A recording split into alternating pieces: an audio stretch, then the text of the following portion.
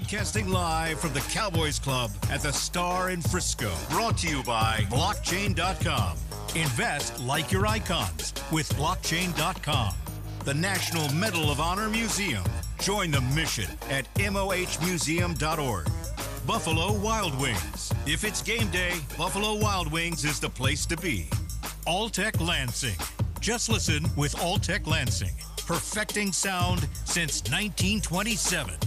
And by SWBC Mortgage. Customized solutions to help you meet your personal and business goals. Visit SWBC.com. Now your hosts, Nate Newton and Bobby Belt. Happy Wednesday, everyone. Welcome to Cowboys Crosstalk. We are live from the Cowboys Club at the Star in Frisco. I'm Bobby Belt from 105.3 The Fan. Joined tonight by Nicole Hutchison from DallasCowboys.com. Nick. As always, we've got the three-time Super Bowl champion and six-time Pro Bowler Nate Newton here with us. Yes, sir. Glad to be here, Mr. Belt. And our special guest tonight is one of the most electric players ever to touch a football field, a member of the College Football Hall of Fame, and a two-time Heisman finalist, and yes, sir. A big-time playmaker for the Cowboys back in his day. Please welcome Rocket Ismail. Rocket, how you doing? Rocket, I am doing excellent, and I'm happy, and I have an internal smile on my face. And the reason I say internal smile is because when you said two-time Heisman finalist, I remember the first time we got that ability to I didn't even know that I was up for the Heisman my sophomore year. We were on a road trip in the second semester going like January. So we're on a road trip to go to IU, Indiana University. It's a Greek weekend down there. So we travel all the way down there, and we're getting ready. We're listening to Bobby Brown's remix, Don't Be Cruel. Everybody getting ready to go to all the parties that night, right? Bruh, all of a sudden, somebody said, hey, the Heisman's on, and Tony Rice was up. He was supposed to be one of the finalists. So they come on. Tony Rice, he gets like, I don't know, third or something like that. And then they start listing the rest of the candidates. Wow. And I came in like 17th place or something. Right. We were so pumped. Everybody, they were like at the party. And from the University of Notre Dame, preparing to go to the party. Yeah. We were so hyped that we saw that. Oh wait, my boy, wait, you a sophomore? You ready for? Man, we were so hyped. Yes, sir. And it gave us extra courage because we weren't 21 yet. Right. However, all of the parties we went to, everybody was like talking to whatever girls they were trying to pick up. They're like, yo, you know, my man over there just came in 47th place for the Heisman Trophy. Right. And the rest of the night, and we would go up to the bouncers. They were like, hey, you know, my man right here, yo, 55th place, Heisman Trophy. And they look at him like, man, give me your all right, come on in. So anyway, I had an internal smile moment right there. Let's now back to the show. You know what though? That's a good place to start to jump off because actually, you were very ahead of your time in a lot of ways. I mean, just the speed that you had and you know the ability to stretch the field and do a bunch of different versatile things. That's very much like the modern NFL. But, let's talk about your career trajectory a little bit and jump back to college. Okay. And you were at a spot that is becoming more familiar today for college football players. But you were in a very powerful position when you were coming out of Notre Dame, in a spot where, unlike we had really ever seen from any college football player, somebody who was in a position to kind of, be from a powerful negotiating stance with the NFL heading into the draft. Just talk about that 1991 NFL draft when it was coming up, your decision process, and everything that went down with that path. Okay, so I thank you for the kind sentiment of saying that I was in a very powerful spot. However, and this is crazy, I remember so what transpired was we played in what would eventually become the national championship game. We played against Colorado, New Year's night, Orange Bowl, big deal, and we were down 10-9, minute 6 seconds left. They punt the ball to us. I'm the returner. A bunch of stuff going on there. I get the ball, take it to the house. Yes, sir. And all of a sudden, there's a flag on the play. So now it's like a thrill of victory, it's agony of defeat moment. If you're my age, you know what the agony of defeat. Remember back in the day, Wild World of Sports? Right. Okay. So go home, and national television, my teammate, Chris Zorich, it's national news back in the day on the 4 channels that was on television. Right. And it was national news that his mother passed away. He came home, found his mother had passed away. My brother comes in and wakes me up, and he's like sad. He comes in and he's like, bro, you got to see this. Chris's mom just died. I'm like, what the heck happened? My mother, my brother, and I are sitting on a bed in a 17 Race Street in Wilkes-Barre, Pennsylvania, and we're looking at the news, and it's crazy because my father passed away when I was 10. However, my mother's still there, so a lot of my goals were like, okay, I'm going to get my mother a house, just like what many new little boys have. And I remember sitting there thinking, oh, wait a minute, my mother can die before I get a chance to do what I'm supposed to do for her? And so it was like in that moment, I just remember looking at my mother, and we were thinking, it sounds like, man, I think I need to go pro because I don't want this to happen to you. Like that was my thought. Right. Yeah. Made that decision, went to school, told everybody. And then we get to the part that I was thinking that I wasn't even thinking powerful position. I was just thinking, man, I need to make sure I keep my mother straight. All of a sudden, I made the decision. Now I'm on the phone in my dorm room between classes in the second semester, or I guess the spring semester, and every NFL team that was supposed to be terrible called me up. So whoever sucked and was going to have the first pick of the draft that coming up year, right. I'm on the phone with them. And guess what? All of them offered the same deal. It was a 5-year deal, $1.5 million. And I was thinking to myself, man, I don't have $1.5 million, $400,000 signing bonus. The rest will be prorated over the 5 years. And it was like, take it or leave it. And the reason why they did that was because of John Elway when he was the first pick of the draft. Baltimore, He didn't want to go to Baltimore. He told them, I'm not doing it. I'm going to play with the Yankees. The Yankees were like, okay, we'll take you. Right. And then so he had leverage there. I didn't have that kind of leverage. And so I was just essentially not doomed, but I'd be better off than I was if I didn't go. But I didn't have any leverage with any of the teams. So all of a sudden, I got a call from my attorney maybe 4 or 5 days later. And he's like, hey, man, I just got an interesting call from a guy in Los Angeles who owns the Los Angeles Kings and all these other corporate entities. And he's wanting you to fly out to Los Angeles to hear a proposition that he has. Long story short, that ended up taking me to the CFL, signed at the time the richest contract in football history, pro football history. And that leverage that you were talking about, it was there, but it came about in a different way. And it took 2 more years before I actually came to the NFL and took my journey NFL-wise from there. I'm curious, Nate, we'll talk about the decision to jump to the CFL and what you experienced there. But, Nate, being on the Cowboys that year, Dallas trades up for that pick a couple weeks before the draft. Yes. I think Raiders had the pick. I don't remember who it was. But Dallas trades up for the pick. And there was a lot of stuff written at the time. I know you were getting interviewed at the time about what would you think about Dallas, and you were getting a lot of media attention. Nate, when you heard that news, did you start sniffing around oh, who are we taking? Are we getting there? Are we getting that speedster in here? What are we doing here? He was it. He was it. But Jimmy and Mr. Jones, like them, and I'm not saying it was collusion, but for 5 teams to call you with the same contract, I'm not saying it was collusion. Okay, now thank God for what's happening today. The players holding out, guys being able to get a little bit more.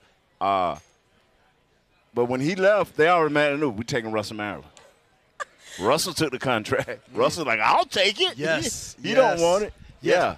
And you know what's interesting? You mentioned the Raiders. So I remember there were 5 teams that I spoke to, but there were 4 of them that I remember. It was the Falcons, the Browns, the Cowboys, and it was one other team that was had such a terrible season that they were possibly going to be the first pick. Right. And I did look up the word collusion, and essentially that's what happened. Yeah. However, when you say the Raiders, I remember when we made the decision to go to Canada, I remember talking to Ralph Wiley because he was helping me make all of the decisions and get the right people. Mm-hmm. He was like, hey, man, well, eventually this contract in the CFL is going to run out. What you want to do about the NFL? And, man, I wish I would have had the mindset that I have now as far as how do you pick a good team and all those things. Right. And, man, I was just like, well, I heard Al Davis likes fast guys. Let's go to the Raiders. And also in the back of my mind, I was like, man, Los Angeles is going to be, it's Hollywood out there. All the ladies is out there. Everything's going to be high level. And so from a decision-making prospect, we called the Raiders, told them what I was going to do. And then on draft day, they ended up taking me on the 100th pick in the 4th round, and then everybody's like, hey, wait a minute, what's going on here? How's this? Well, that was a little behind the scenes that I just shared with you. And talk about Jimmy Johnson. After we played Miami my senior year, when we had like Catholic versus convicts kind of situation, it was crazy, big fights man. And everything. Man, when we played Jimmy Johnson, I'm thinking Jimmy Johnson and Lou Holtz hate each other, right? All of a sudden, I come into Coach Holtz's office after we played them, and wouldn't you know it, he's like, son, have I got a place for you? I just got off the phone with Jimmy Johnson, Josh, and he told me. And, man, Jimmy Johnson gave Coach Holtz a wide receiver screen. Right. He was like, oh, man, Rocket will be perfect for this. And I was like, that thing averaged probably like 25, 30 yards every time we ran it. Yeah. And I was thinking to myself, man, it gave me a new revelation on college coaches, and you think it's this intense rivalry, you think they can't stand each other, they hate each other, and all of a sudden, after the game, they're talking to each other, and he's like, hey, man, you know that number 25 you got? Give him this play, and every time you do it, it'll at least get 30 yards for you. So, I mean, when you talk about Jimmy Johnson, it's like my memory is just like clicking as I'm going down memory lane about all this stuff. Yes, sir. Rocket rock. Rocket rock. Rocket rock. Y'all are sick. No, Rocket, when you talk about the leverage that you had to make that decision and go play in the CFL, and with the whole landscape of a lot of guys don't have that opportunity to have that choice. They are kind of forced to go to the XFL, USFL, those leagues to play and things like that to make their way to the NFL. Have you ever had those conversations with guys, or do they come to you and ask for advice with things like that? So, yes, and one of the things that I'm telling you, the way the Lord just hooked everything up for me, the pattern of my life, things just being added to me that were necessary for whatever my gift was to shine. Looking back at it, I was perfect timing every time in that Notre Dame was on a resurgence. That's right. And it was like all eyes were on Notre Dame. I knew Notre Dame had, like, status in the college football world, but I didn't know to the degree. Yeah. And it was, like, on a high level. So that was the first thing. And then it was like I really wasn't a good wide receiver at all. I was bootleg. When I look at myself back in the day, I was like, oh, man, I was a terrible receiver. Crazy. However, whenever the moments were the biggest, the most significant, man, I seem to always be in those moments and always shining at that time. And this is the other thing. All of our opponents, no disrespect to the academies, but all of our opponents were like the highest level: Michigan, Miami, Tennessee, Michigan State. Man, we like all of the highest level, Florida State, like all those we play all those games. Yeah. So the games are meaningful to everybody. The moments are significant. And then, wait, who's this number 25 always showing up? How did this cat? So that right there, when I share it with them, I can't say, well, you've not been in that position where the exposure is maximal. So I just more encourage them, okay, what do we do from now? And have to navigate that road. But what I was a part of that helped me to be in that position was totally divine. Totally. Let me say this real quick. That's when they had the AP and the UP. Yeah. It wasn't going to be with two teams. So you had to play the big boys. And That's a good point. You had to play the big boys. And I want to say this right here with your divine revelations is I thought Buddy Ryan and Coach Johnson hated each other, but they did a roast for Coach Johnson. Guess who his main attraction was? Here go Buddy Ryan sitting there. And I hear them talking about practicing, how they practice. I'm like, y'all two guys, we love each other. It's all with a wink and a nod. Yeah. I like that point, talking about the exposure that was there in Notre Dame and how that was something that you weren't necessarily prepared for. And so I want to touch on that when we come back and also get into the NFL career. But that'll be when we come back next here on the SWBC Cowboys Crosstalk.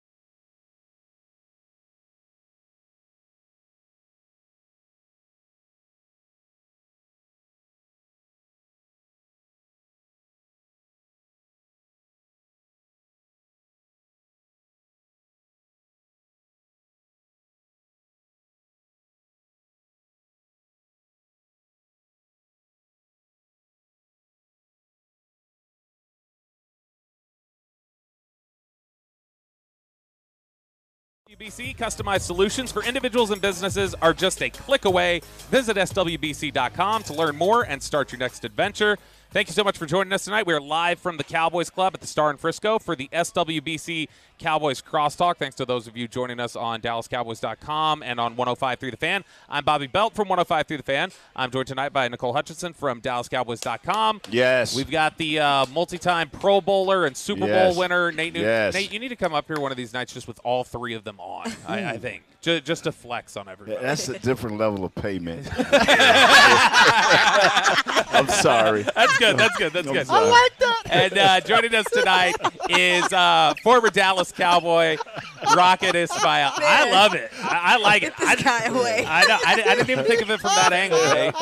Nate, I was thinking about it from the angle of just to flex on everybody. Yeah, that was no. Did we introduce Rocket? Did we introduce Rocket? We did. Rocket Ismail joined us here. So, Rocket, you were just talking about when we were going to break about how big the spotlight was at Notre Dame, bigger than you could have thought. And then when you decided to go play in the CFL, that alone was probably just a ton of attention. Absent the CFL, just the decision itself brought a lot of spotlight. You ended up here in Dallas later in your career. You experienced what the Cowboy Aura is all about. The Cowboys have a general approach, it feels like, that they want to draft big college program players. They want to get the Ohio State kids, the Alabamas and stuff like that. And I think the thought process there a lot of times is those kids are more prepared to understand what it's going to be like when they get here because it's really difficult. Do you feel like, having been at those two historic programs, Notre Dame and College and Dallas here, do you feel like that's a wise way to approach it when you're kind of evaluating players is, yeah, you need to make sure that these kids have some taste of it? So on the surface level, I feel like that's wise. I know also that for me, I wasn't, like, psychologically being in an environment that it's a massive amount of attention that's focused on the players, and there's what you assume is a massive amount of pressure to perform under that type of attention and those type of lights. I feel like every NFL team probably has this as a part of their assessment process when they're dealing with guys that they're going to draft. But I feel like there probably is some type of an evaluation on the psychology of who they're about to draft for that specific type of environment that they're possibly going to be thrust into. And I know for me, I wasn't a guy that liked attention. And the reason I didn't like attention was because I never felt – I think it was probably because my father died when I was so young. I never felt like I was equipped to handle whatever the task was. Now, eventually I would have to be in that situation and thank God I would rise to the top. But I think that was more my grandmother's prayers, my mother's prayers, family members who was like, hey, Rocket is out there, go start praying for him. So I feel like that was more divine intervention because my normal makeup is avoiding anything that puts attention on you. And I've had to learn now as an old man now, I understand myself and I understand the fears and anxieties that come with, oh, man, this is a big deal. Boy, you better. And I have mechanisms that over the years I've developed that I can go to and remind myself of, okay, it's not on you anyway. And one of the things that was a blessing about Notre Dame, especially the time that I went there, was everybody in the recruiting classes, all 3 years that I was there, were like the top of the line. And so when I would be in the locker room, I would be overwhelmed with anxiety or overwhelmed with fear, but then I would just look around. I was like, oh, that's Nate Newton right there. Yeah. Oh, okay, yeah.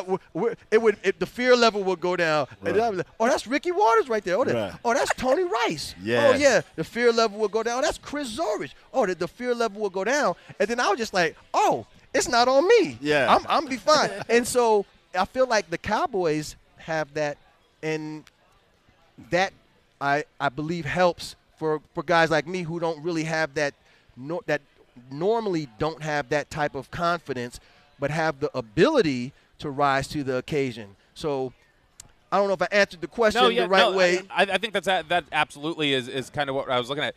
Nate, similar to that where he says it's a good idea in theory, having been in this building as long as you have, whether it be as a player or, when you've done the broadcasting side and hung around, while it's a nice thought, is there anything really you think that can prepare you for what this really is? Is it kind of like nothing can compare you for New York, Philadelphia, the Cowboys, the LA Lakers, the Boston Celtics. Even if you played at major universities, because they don't take college kids and just expose them like they do at pros.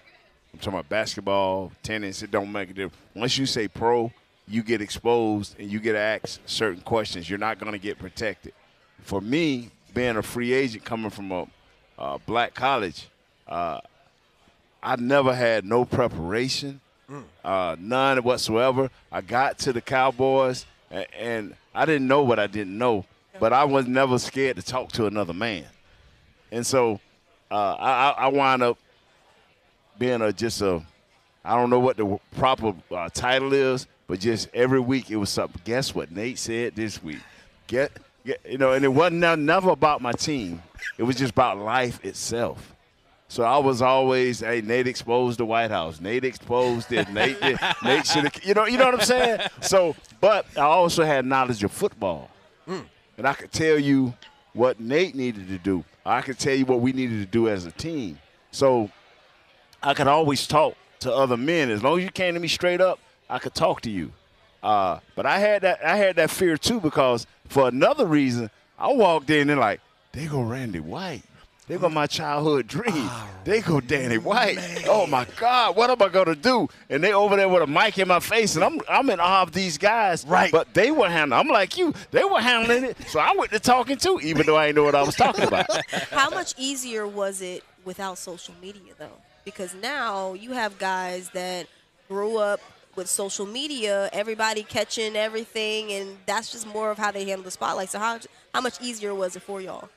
So I think my personality, I would have avoided social media unless now that we're in the NIL era, that would have been somebody say, okay, hey, this is how you need to monetize right now while you're hot and at the peak of your awareness in football culture, and this is how you can take advantage of it. So if they would have brought social media to me, I suspect that if we were being truthful, I was like, hey, man, I don't like – when I read something negative about myself and it makes me angry and then I can't control my emotions. Yeah. So we probably would have had to put some type of a hedge around me for me not to be susceptible to not being able to be sober-minded. So you ain't going to pick up your phone. You said what? You weren't going to pick up your phone. Oh, that's right. And we had I forgot about the phone. Man, so apps on everything. You got Instagram, Twitter. Now you know who would have been a social media superstar? Who? Nathaniel Elijah Newton. I don't know if that's your middle name or not. He just put it in there. Thank you for the middle name, right? Nate might have been writing a bunch of notes app apologies. No. The way I can tell you the way I handle social media. I have all these things too. I'll retweet what you say. I'll retweet what you. If I see it, I'll read. But 9 times out of 10, I won't see it because I'm not big into that. So all the guys that work here that I'm connected with, I just retweet what you said. But if I have something to say, I never get into a conversation. People are like, you can have so many more followers. If I feel that, and I'll give you an example, like a lot of people, somebody say it's the running backs. I think it's more our offensive line. I've seen our running backs run before. And I'm talking about Rico Dowdle and even a little bit of Deuce. I've seen what they can do and what they should be able to do. So I'm saying it's mostly our offensive line. I don't tweet back. I don't get into debates. What I say is what I mean, and that's it.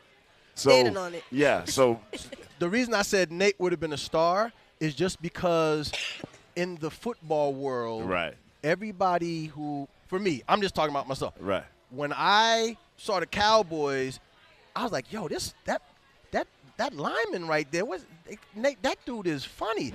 His personality shined, and it was. I'm a receiver. He's a lineman. I'm attracted to this cat got something going on. So I feel like, if this was then, as far as the social media and attention like that, Nate would have rose above the crowd. I'm gonna tell you who's an artist at it, and he started and grew up with it, and now he's a mega star. That's Deion Sanders. Yeah. Oh yeah. He got the personality. He started about 8 years ago, and I would tell him, like, Prime, you just putting it out there. He said, "Yeah, I am." Yep. Yeah, 8 years later. Yeah, he absolutely is. Yeah. All right, let's kind of wrap things up when we come back from this next break. We're about to take a break here. Let's kind of wrap things up about your time here in Dallas, getting here, and then the time you spent here. And then let's start looking back at this Ravens game that just occurred, and then look ahead to the Giants game that we have tomorrow night. Detour? That is next on the SWBC Cowboys Crosstalk. Clear.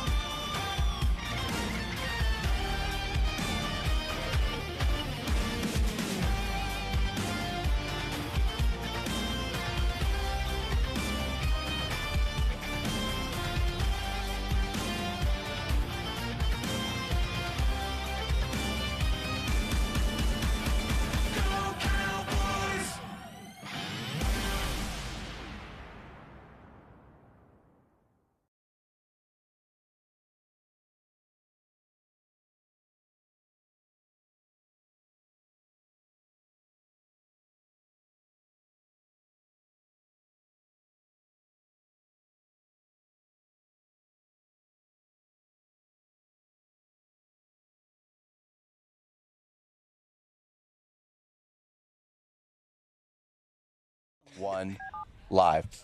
Back to SWBC Mortgage's Dallas Cowboys Crosstalk. Yeah, check this out. Broadcasting live from the Cowboys Club at the Star in Frisco. At SWBC, customized solutions for individuals and businesses are just a click away. Visit SWBC.com to learn more and start your next adventure. Thank you so much for joining us here on 105 through the Fan and on DallasCowboys.com. We are live from the Cowboys Club at the Star in Frisco for the SWBC Cowboys Crosstalk. I'm Bobby Belt. We got Nicole Hutchinson from DallasCowboys.com. Nate Newton, who will not be bringing his Super Bowl rings up here anytime soon. And then we've got the Speed Demon legend, Rocket Ismail. Yeah, Rocket. So Rocket, we talked earlier about, Dallas had traded up for the number one pick. I think you gave I was doing some research about the value of trading for the number one pick this past offseason, and your year came up. And so I was reading some quotes you had given about, like, Dallas, it'd be great to play that. Like, you were clearly just a little, like, uneasy talking about it. But you end up having a kind of rebound after years in Oakland. You have a rebound, Oakland, L.A., wherever they were at that time. Yep. You have a rebound in Carolina, play really well, get here to Dallas, And 3rd and 2 from the Dallas 24 in overtime. Dan Snyder's first game as owner of Washington. Yes. And this was your first game with the Dallas Cowboys. That was a game you guys were down 21 with like 11 minutes left. Right. Getting beat down. Big comeback. And on 3rd and 2, the play action to Emmett works perfectly, hit you down the field for that big 76-yarder. How big and full circle did that feel to you in that moment of just like, here I am on this stage performing at a big level with Dallas like I always thought I might end up? Bruh, let me tell you, got to get the backstory. So at Carolina, I was exposed to superior coaching and strategy from a receiver's perspective. I, at that time, thought, okay, the top coaches in the world are coaching in the NFL, so I didn't have anything to compare to, but I was like, oh, wait a minute, this coaching is another level, and that's why I started to excel. So that's the first thing. Get to Dallas, and mentally, over the trials and tribulations of what I experienced, and I think it was 7, 8, 9, the previous 9 years in professional football, it was like I started putting together developing tools that when things weren't going my way, I was able to lean on them, and they would bring me back to, okay, this is who you are and this is what you can do. So when we got here in that first game, it was amazing. It was a spiritual transformation, first of all, and it was the spirit of the Cowboys then, and what happened from Nate and those guys' time up until when I got here was they did not – there was something in them that would not accept mediocrity and not accept any type of less than excellence. So I remember in the first half of the game, ran a play that actually ended up winning the game. I dropped the ball. So now I'm doing the football version of the walk of shame all the way back to the locker – all the way back to the huddle. Man, I get in the huddle, and it's like you want to do so good, but you don't, and then you know you deserve to be chastised. Right. And I remember Eric Williams, he had these mummy wraps on his arms so he could smack guys in the head when he was blocking them, and put stalemate guys like what's your boy Reggie White off the end from Philly. Right. Man, he said what everybody, and when I say you don't tolerate mediocrity, he said what everybody in the huddle wanted to say. He looked at me, and he's on the other end. I'm down. We're on opposite ends of the huddle. He said, "Mother blah blah blah blah blah."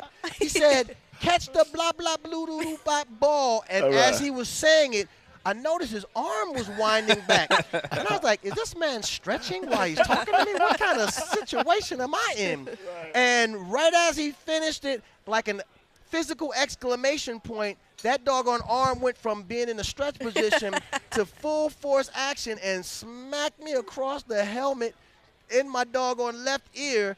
And this is no exaggeration, my entire left side was numb for the rest of the first half, but it was like I was so humiliated and mortified that I let the guys down and that I brought in mediocrity into an environment where excellence was expected, that I was thankful for it, and I was like, "Sir, yes, sir," and everybody was like, but I was like, "Oh, this is why they were always so good. Like this is why they don't tolerate any mediocrity." And another dynamic I remember, that's when I realized that Michael Irvin, like, when you say you're the heart of a team, like you have the preeminence is typically put on the quarterback, which it was.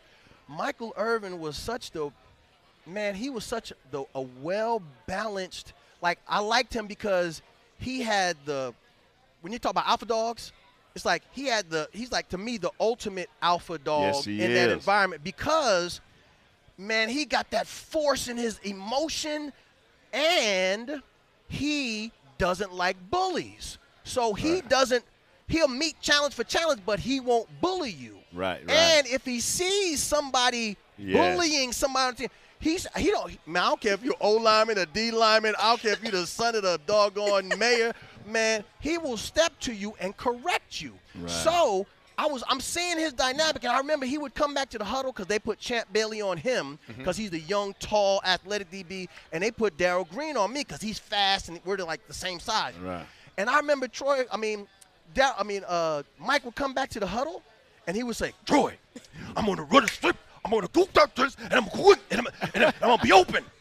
And I remember Troy was so cool, calm. He was like, "All right, Mike." Two of the touchdowns that dynamic happened on, it happened twice.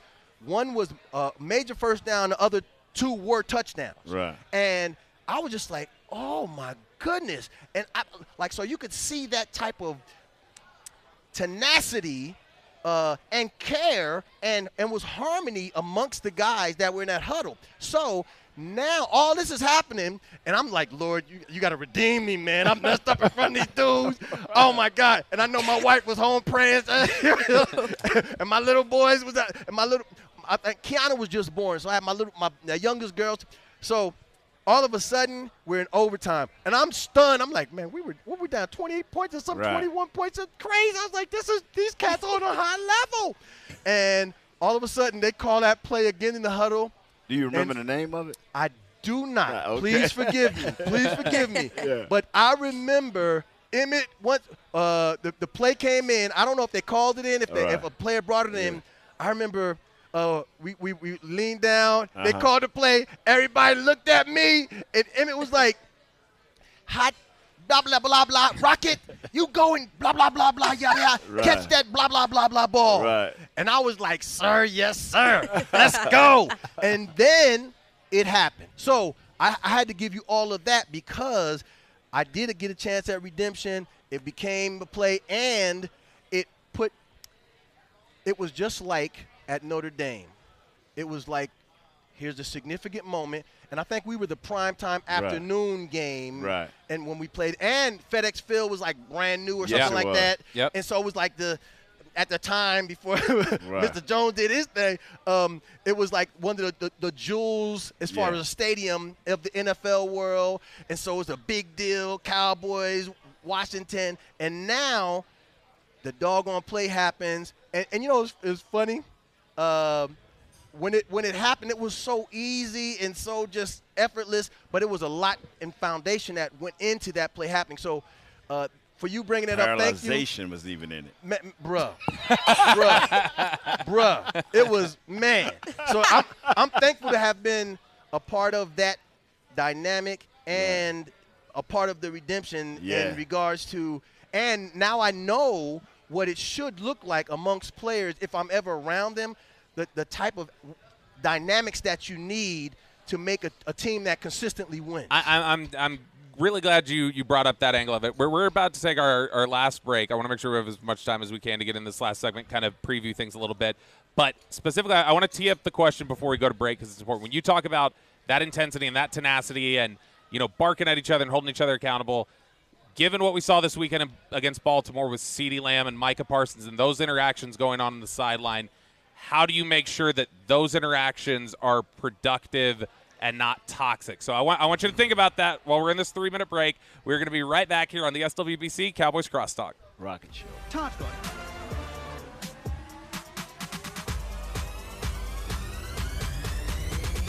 Go Cowboys!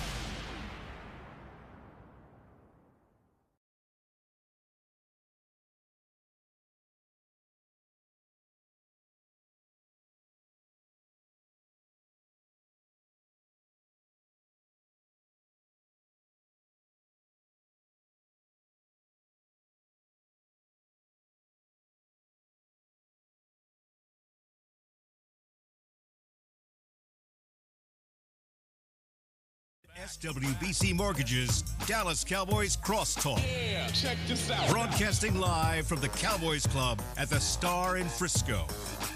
At SWBC, customized solutions for individuals and businesses are just a click away. Visit SWBC.com to learn more and start your next adventure.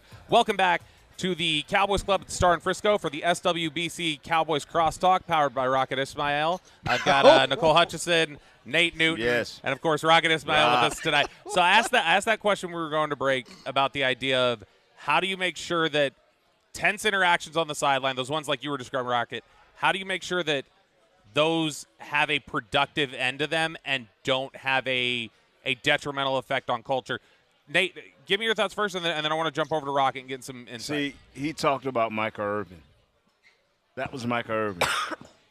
he would listen to what you have to say, and then he would diagnose the situation, how it's going to handle, how he want this team to be ran. He knew who Troy was. So, because I had a situation where Troy said something to me, boy, I thought was so out of line. Can't even think what it was now. And I told Mike, I said, I'm finna get this dude. So Mike went direct at me, like, you ain't finna get this dude, but you finna get cut. Ooh. So as soon as you do what you do, and that was to stop me cold. He knew right then I got to stop this dude. But then after the game, he telling you realize this is our quarterback. You realize that he's got more than just you to worry about. So Mike would get in, because like you say, he was the ultimate leader. Yes. He knew how to talk to everybody, race, size, position, defense, offense. He could touch everybody because he had that Warriors mentality to win and how to get us to perform. So he would stop it. And on top of that, Jimmy Johnson would smash it. Yeah, he would smash it. But this is a different era. Yeah. So I can't address it now. So my thoughts, pardon me, my thoughts are that we won't really know because we're external. Right. And internally, what I saw that would be ideal was if there were any intense moments. When I first got here, when there were intense moments between guys, how you knew it didn't go any further was all of a sudden now we're making fun of each other again. We're laughing again, like whether it's at the end of that day or you got to go home and cool off and then come back the next day. And I remember there was an intense moment, and I was like, oh, man, this is going to mess up the chemistry. And then the next thing I know, Mike comes in, and this is hilarious. His shirt that you wear externally, all of his boxers and his undershirt matched his shirt, and people and when Cat saw it, because he walked in the locker room like, yeah, I'm the man, check me out, whatever. And brothers start roasting him like crazy, and I was like, oh, okay, everything is good now. Everything's cool. I thought it was going to carry over. So I don't have the ability to diagnose and see that, so I don't know how to answer that. But something like that in regards to this current team should take place in order to make sure if there's any beef, it's squashed. What I like is that CD did take accountability about how he handled it, because at the end of the day, you know, you're down, you're losing or whatever, you're not really thinking about the fact that you're screwing up. And granted, I mean, love covering these guys, but CD was running lazy routes. He wasn't doing his part, and so it's kind of like you can't expect Dak to be wanting to throw you the ball, you're requesting to throw him the ball or get the ball thrown at you, and you're not doing your part. So I love the fact that he owned his stuff and took accountability, and now it's just move forward. And what it sounds like I'm hearing from you guys on the front, because both of you saying, like, I can't really speak to it, but you're both saying common things, it sounds like to me, which is those moments can only come after you've built a foundation of trusting each other. And so, like, the biggest thing will just have to be that if those moments have come and they haven't already built a trust or built the camaraderie, then that can kill them pretty quickly. The thing that you have to also understand is at this point, this team should not have a loser's mentality. I've been on a loser's mentality where this type of thing can tear up your team. But you have a winner. You've been 12-5. You've been at the bottom of the barrel. Yes, this is back-to-back, something that's unique from the last 2 years. But y'all should, like you say, have enough trust, man, to know that we can fix this. And to me, it's a small fix. Between him and Dak. Now, the offensive line, that's a large fix. You know, it's interesting that something that gave me hope, and it was crazy. I'm just scrolling through, like, NFL highlights on YouTube. I come across, I think it was Chris Carter, and this topic came up, and Chris Carter said something that he heard Bill Belichick say. And so I was like, oh, Bill Belichick, let me listen to this. And he was talking about this modern NFL era, and he was talking about don't panic while the first 4 games have not yet been played. Thank you. He was like, don't panic, because what happens is the first 4 NFL season games for this modern era, this is Bill Belichick, is still in that preseason-ish type mode, and it's in the development mode, and when we talked about development trust and things of that nature, you will see what you have, but it's going to take the first 4 games. And then after that, so when he said that, I was like, oh, okay, this is on the game 3. So I didn't, like, get into place where I'm down and everything is starting to be like, okay, the sky's falling. So that helped me a little bit when I thought about just what was going on so far. I want to, kind of wrap here, get Nicole and Nate's thoughts in advance here of what we're looking at with the Giants tomorrow. Before we do that, Rocket, there's been a lot of questions here about Brandon Cooks, 31 years old. Does he still have the same, trailblazing speed that he did? Very similar type of player. He's a 5'10", 189, 4'3" kind of guy. Right. Like that. That's the same sort of skill set.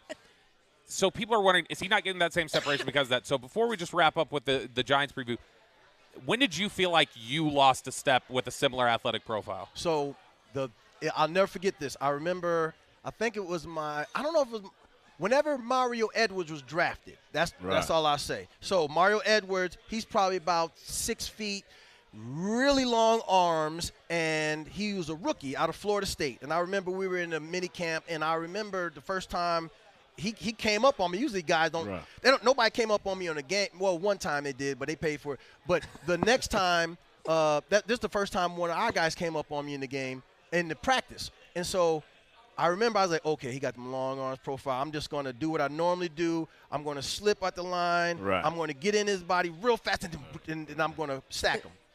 Man, he put his arm out there. I was like, I did everything in my mind that I thought was going to be effective. I put his arm down, and then his arm just came back, and he was still the same distance away from me. I was like, wait, what the savage? And so he negated me on that play, and I remember thinking to myself, yo, I think I lost a step. However, and this is the other thing, this that confirmed it. We were doing 40 times later that summer, and I could not break 4.3 for the life of me. Like, I just kept running 4.3, 4.3 low, but 4.3, 4.3, 4.3. And I was like, what is happening? And so, anyway, I lost a step. And so what compensated, however, and I was still able to get separation, was that in the games, guys still are aware of, like, hey, wait, unless they're playing two-man, they're not just trying to come up and you just might catch Rocket on a real fast and get got. So that didn't happen, but I also became a route technician, and I didn't have any wasted steps for the majority of my routes. And because of that, the little bit of separation that you need in the NFL, I always got it when it was needed. So for those keeping track at home, Rocket, when that would have been, when you're describing, would have been when you were 30, about to turn 31. Yes. Today, Brandon Cooks turned 31 years old. So, all right, let's really quickly wrap up here. Nicole, Nate, we'll start with you, Nicole. Thoughts just heading into this Giants game in the last couple minutes we have left. What are you looking for? What concerns do you have? Ooh, I have a lot of concerns. But if I had to choose one, I'd say is I want them to be able to run the football. I mean, me and Nate were talking about it. I agree with the offensive line issues, but I also haven't seen enough from Rico and Zeke this year. I mean, we've seen what Rico can do. He's shifty. He has some burst to him, and is just a violent runner. But we haven't had a chance to see that this year because Mike McCarthy says they haven't gotten the amount of attempts that they need. That's, again, because this offensive line isn't doing what they need to do to open up holes. But, again, I want to see them establish the run. It's going to be a little bit wet conditions, so it'll be a little bit difficult. And plus, going up against this defensive line that the Giants have, the interior is pretty scary. So they're going to have to find a way to run the football, maybe attack the edges or something. But running up the middle is not going to happen. So I really just want to see them establish a run game, and hopefully everything else falls into place. Nate, short week, traveling, physical football game you're just coming off of. What are you looking ahead to tonight? Dexter Lawrence. If he gets penetration up our field, it's over. This is Cooper Beebe. Welcome, baby. Yeah. Welcome. Because you got Burns on the outside and you got Thibodeau on the other side. These guys can hold edges. We're going to have to run the football. We got to keep them off the field because they're going to run the ball at least 35 times. They did it before they was playing us. They watched that film. They're going to do it now out playing us. So that's what I'm watching.